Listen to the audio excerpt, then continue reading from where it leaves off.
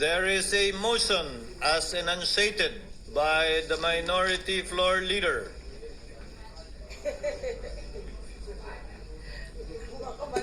What is the pleasure of Senator Zubiri? Yes, thank you, Mr. President. Mr. President, instead of a viva voce vote on that motion, may we be allowed to manifest our votes with a short manifestation, Mr. President, each and every one of us. This, Yeah, through nominal voting, Mr. President, with the permission of the body, of course. no, I think, Senator Soto, the motion of Senator Zubiri is to conduct nominal voting and allow the members to explain their votes after casting their vote, not after everyone has voted. I think that is the tenor of the motion of Senator Zubiri. Correct. Ang binobotohan muna natin, amendment po di ba? Ah, Tinanggap niya. Hindi, yung motion na. Tinanggap niya. So, Yes. Mr. President, Majority Leader, Senator Marcoleta accepted the amendment of the Majority Leader. So, what are we voting on now? May we now... The motion hear- as amended Yes, by the motion Senator as- Villanueva. May we hear the motion as amended, please?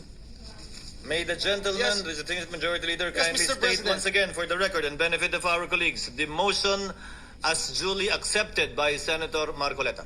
Thank you, Mr. President.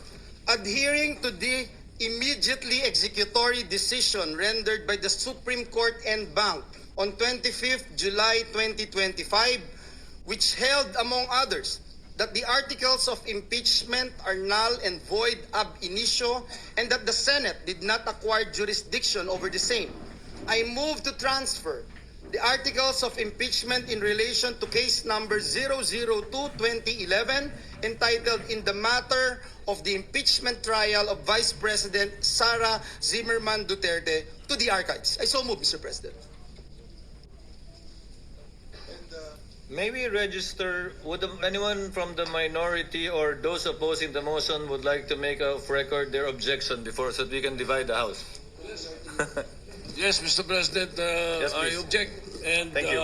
ask for a nominal vote. Thank you. With the understanding, Senator Soto, that it is in accordance with the request of Senator Zubiri, that upon the name is called, the explanation of vote may be made, should they so desire.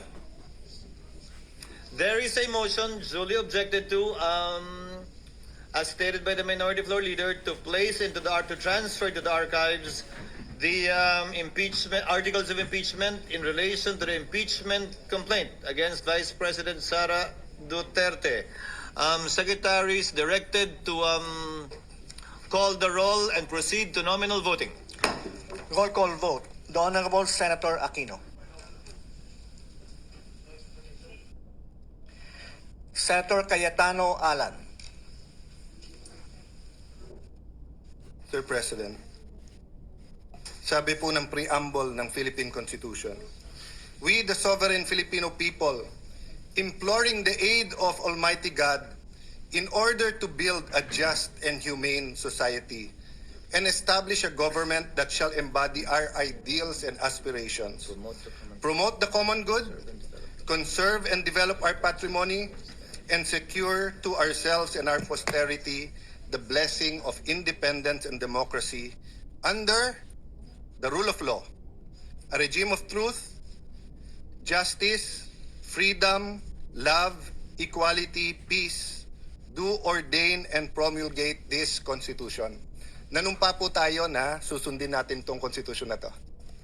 Madali pong sumumpa, mahirap to pa rin.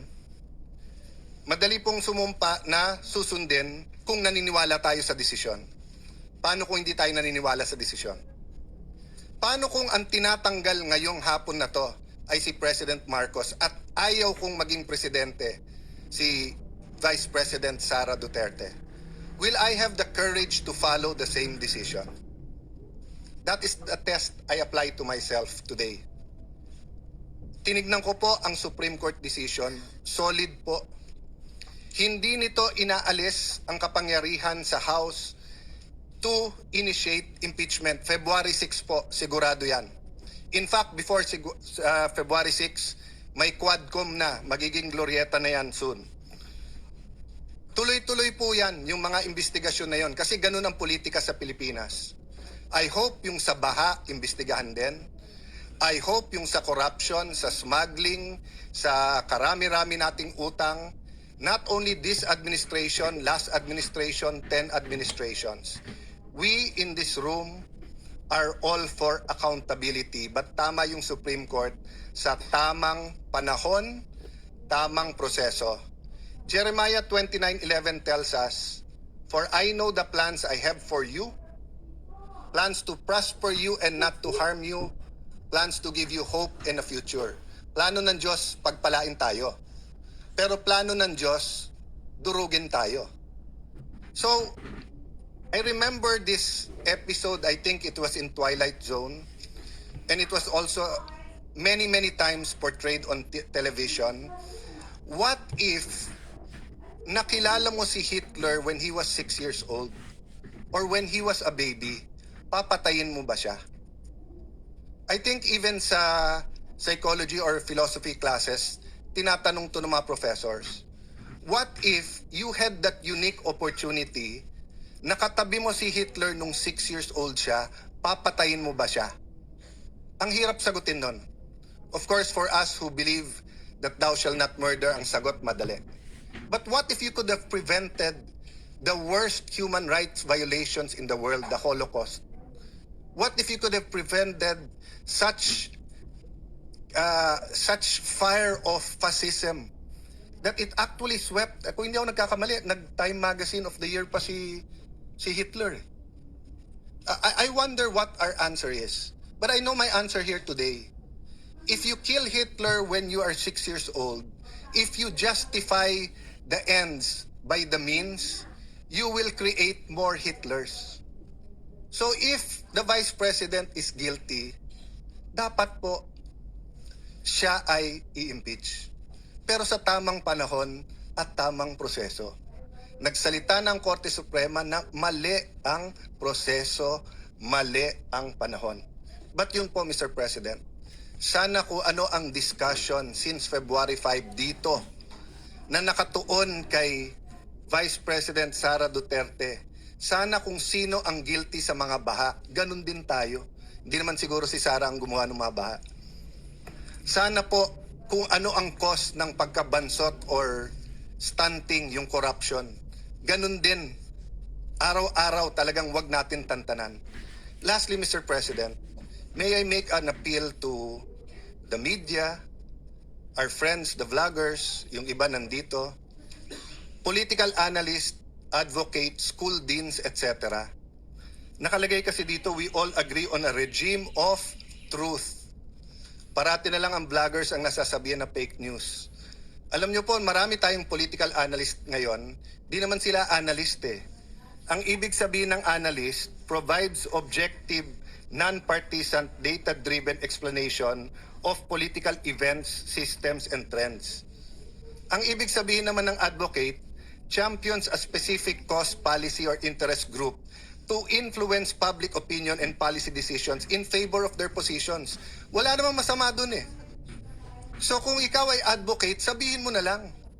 Pero mag-a-appear ka sa TV, magpapa-interview ka, sasabihin mo political analyst. Pero gusto mo lang, bata mo maging presidente, nililito mo pa ang tao eh. Ganun din po, ilan beses kami binugbog dito nung iba na ang sabi, bawal daw ang isang senator judge na mag-move to dismiss.